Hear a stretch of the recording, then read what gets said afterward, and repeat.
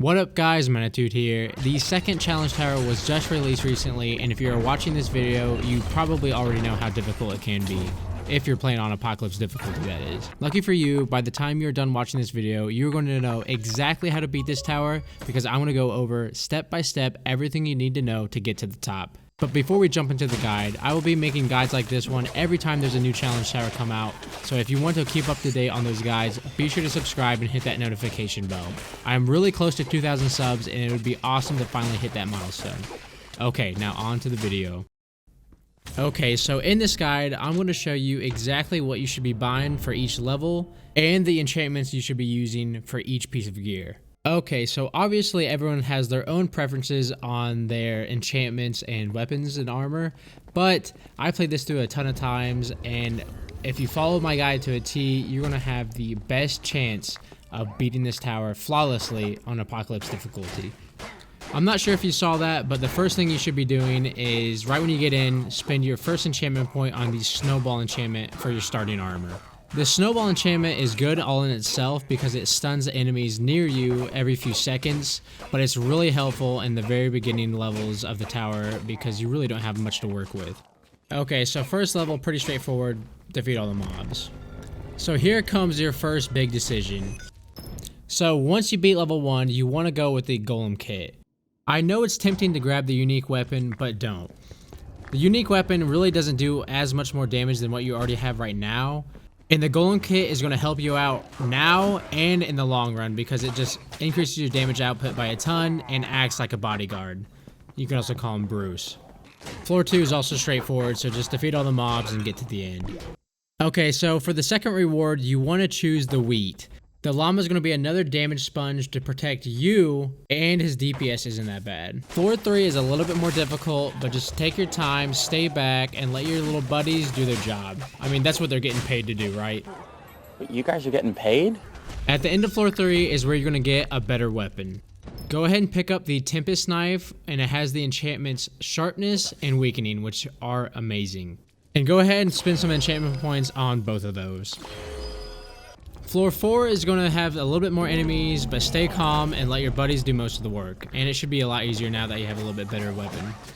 Now once you get done with this floor, you're going to have access to a really good set of armor. Go ahead and pick up the Reinforced Mail, because this is going to be very helpful in the near future. The enchantments aren't that great, but that doesn't matter.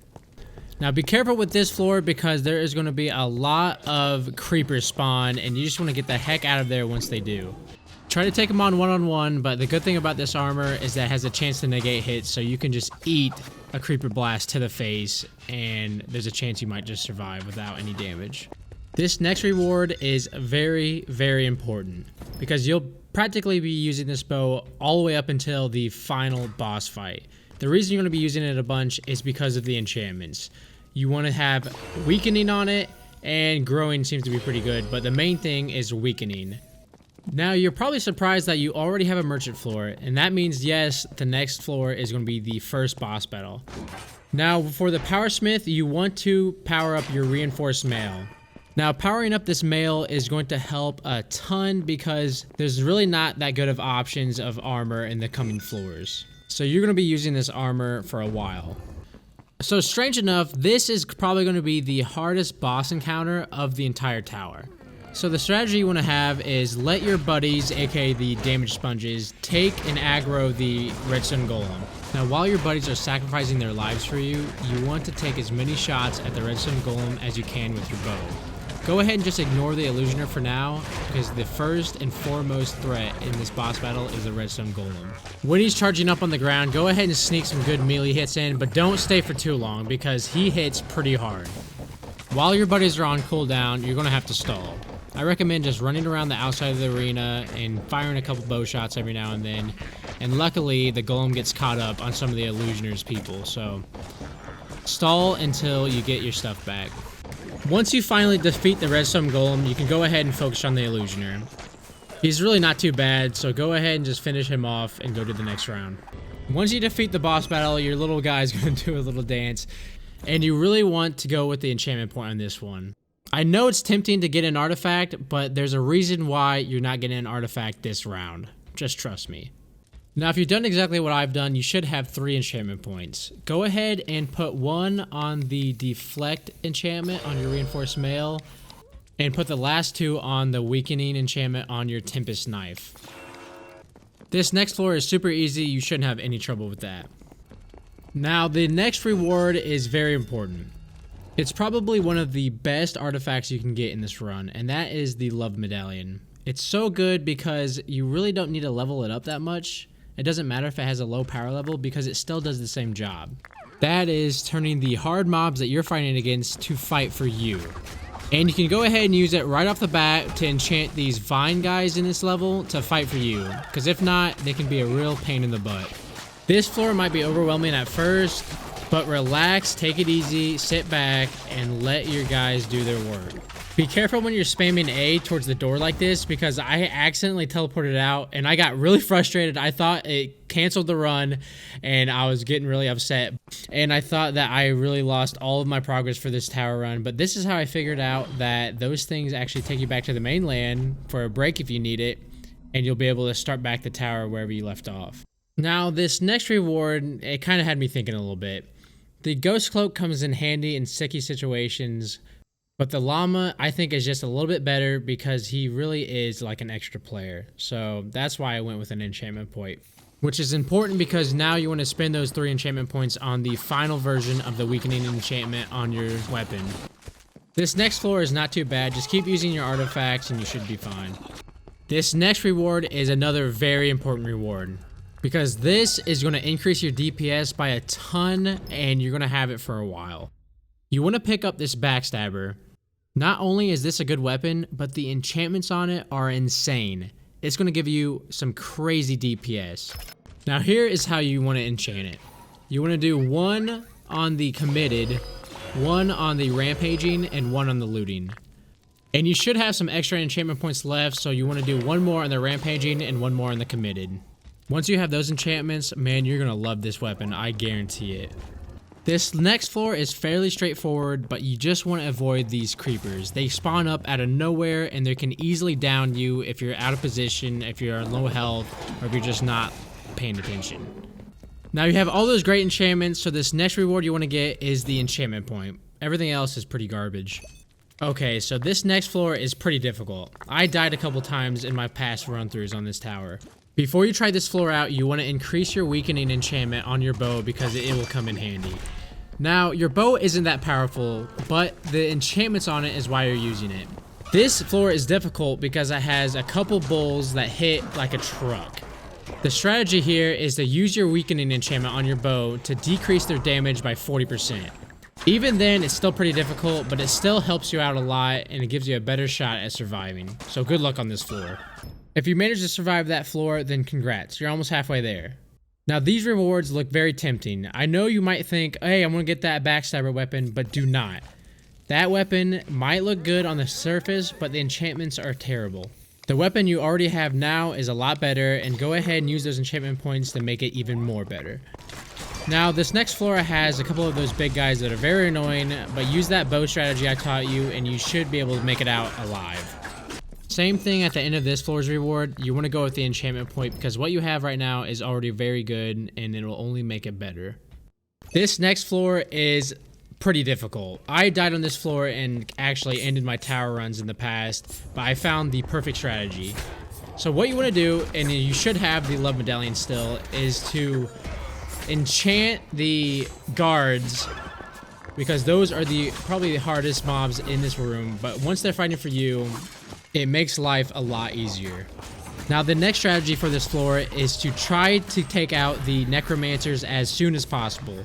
They are such a pain in the butt, and so if you're out of all your stuff like I am, go ahead and stall and make sure they come back before you take on another fight because it's so easy to die if you don't have any potions and you go guns a-blazing at those guys.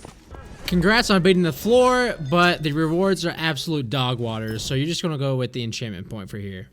And then you want to use those enchantment points to fully upgrade rampaging on your Backstabber. This next floor is fairly straightforward. Just keep using your artifacts and that Love Medallion and you should get out fine. Congrats on beating this floor. You're officially halfway done with the tower. For this reward, we're going to go with the enchantment point because everything else is crap. Now with that enchantment point, you want to upgrade looting. Looting is a very, very good perk to have in the tower. Consumables are very valuable, and this thing will increase it up to 3 times the drop rate, which is insane. Now for this floor, there are going to be those potion guys that throw things at you that are very annoying. Just keep moving and use that love medallion to put them on your side so they stop attacking you and start attacking their friends. So this next reward is another one that is very, very important because what you pick is what you're going to be using for the rest of the tower. And that is going to be this double axe. This double axe is amazing. It has 2 leeching enchantments that you can use and a critical hit. I mean, you can't really ask for anything better than that in the tower. So go ahead and pick that up for this reward. And here's how you want to enchant it. You want to get at least 1 leeching for both of those 2 slots, and then you want to max out critical hit. That's imperative. And then whatever you have left, go ahead and put it into the leechings. And yes, we're on to the next boss battle. So for this unique smith, you want to go ahead and unique the double axe. This is going to turn it into the cursed axe. The cursed axe will make defeated mobs explode, which will come in handy on the floors to come. Trust me. Now this next boss battle is actually going to be easier than the first one. But don't take it lightly because you can die super quickly in this boss battle if you're being complacent or not paying attention. The strategy here is to take out the Enderman first, while your guys are taking care of the ghast. Their job is to take care of the ghast so he doesn't shoot the fireballs at you, and your job is to take care of the Enderman as fast as possible. Once the Enderman is gone, now it's time to focus on the ghast. At this time, your guys probably have died already, so now you just want to avoid the ghast as much as possible by dodging his fireballs. Because if you get hit, it does a rapid amount of damage very quickly, and you can die super fast. Just focus on avoiding all of his fireballs until your bodyguard Bruce is off cooldown, and also your potions off cooldown. Now, once you get the stuff off cooldown, you want to make your final stand. So make sure you hit it with your bow and go in for the kill. If you start to get massive amounts of damage really fast, get out of there and let your guys do their work while you finish it off with your bow.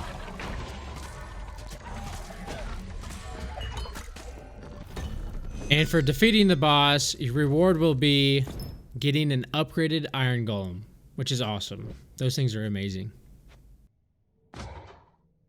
This next floor is very straightforward. You shouldn't have any problem at all.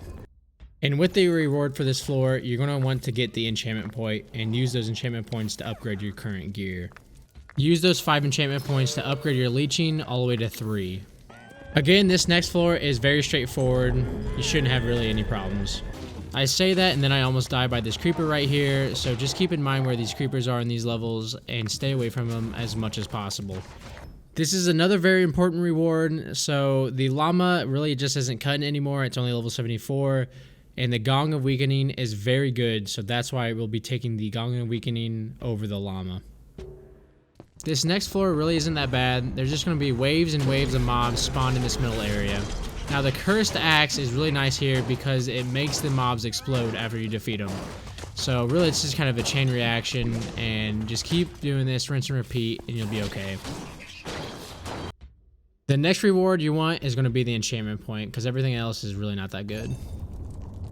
Now you want to use those 3 enchantment points and upgrade your final leeching all the way up because trust me, you're going to need it for this one. Now before you move, this is probably going to be the hardest floor of the entire tower.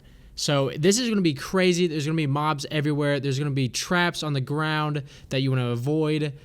And to make things worse, there are going to be those void skeletons that are very annoying. So the strategy here is to take it slow, stick to the outside as much as you can, use your bow, and use your love medallion to try to enchant those skeletons that are very annoying because those are probably the worst out of all these mobs. When you're ready, go ahead and step up, and good luck. Now, if you're able to make it past this floor, then congratulations. It's essentially downhill from here in terms of difficulty. You'll want to pick up an enchantment point and use that enchantment point to upgrade your deflect enchantment on your armor. This floor is very easy, so once you complete that, go ahead and pick up another enchantment point. And I would use those 2 enchantment points to upgrade the Bee Surge enchantment and the Food Reserves enchantment. So if you have the same stuff that I do, these floors shouldn't be really hard at all. This next reward is very important, and it's awesome because you are now going to be getting some better armor. So there's another reinforced mail with some pretty good enchantments as well. So let's pick that up. And you'll want to enchant Chilling, Snowball, and Protection for this armor. With the new gear, this floor should be a breeze. It's really just the floor layout that's really annoying for this level. So you're not going to get another enchantment point for this reward. So what you're going to do is upgrade your Love Medallion. So this is going to increase the damage that the mobs you turn against, so they're going to be even more OP. This is another floor that is going to be very straightforward and really easy. So last reward, we upgraded our Love Medallion, and for this reward, we're going to upgrade our Iron Golem. This next floor might be the second hardest of the entire tower. Not only are these puzzle things where you have to step on, you can possibly fall off. There are going to be these big rams that just are such a pain in the butt, but I am going to show you how to deal with those. So for this floor, you want to make sure that you have your Iron Golem with you and he didn't fall off, because once you cross this, there's going to be 3 huge rams just sitting there waiting for you on a small platform that they can knock you off on. So once you get on this platform, you want to make sure that your golem is out there and aggroing all the mobs. So while he's aggroing all the mobs and taking up all that damage, it's your job to go around the outside and get all the smaller mobs. He can take all those big guys by himself because he's an absolute beast. So say thank you on your way out. So once you're done with this level, you're going to want to get the enchantment point for your reward. I will then use those enchantment points to upgrade Chilling and Snowball. This next floor can be difficult, but if you take your time, it's really not that bad. It has a lot of those beefy guards that give you a lot of trouble, at least it gave me if you ever watched my Beat the Tower series. But the trick is to use your Love Medallion because they're able to get enchanted by it, so really they're not that bad when they're on your side. Congrats, you're officially on the boss floor. So now this buffer room is going to be the Guildsmith, and this reward, though, is the biggest reward, at least for this boss battle. So you want to pick up the Twin Bow because it's going to be very, very helpful for this final boss. Now, how you enchant this bow is also going to be very important. So Tempo Theft is a good one. You also would like Committed and the Overcharge enchantment. So that is going to be the most important enchantment. It's going to make this bow hit like a truck and make this boss battle a breeze. I really think they put this in there specifically for this boss battle because it's basically made for this boss. And for the Guildsmith, you'll want to guild your Reinforced Mail because it's the only thing that's not a unique and it'll help out in the final boss battle. Now the strategy for this boss is very simple. My golem was able to do this boss with barely any health. So what you're going to do is have your golem aggro the boss, and you're just going to stand back, supercharge your bow, and take him down. It's really that simple. Now he's going to get mad and spawn these rolling rocks of hate. Luckily for you, you have the Love Medallion, so you can just turn him against him, and while he's busy smashing those guys, you can take him out with the bow. Well, there you have it. That is the complete step-by-step guide for Tower 2. If this guide helped, make sure you leave a like on this video so other people can see this. And if you want to stay up to date on my guides for the future towers, make sure to subscribe and hit that notification bell. Congrats on beating the tower on Apocalypse difficulty. Thank you so much for watching, and I'll see you in the next video.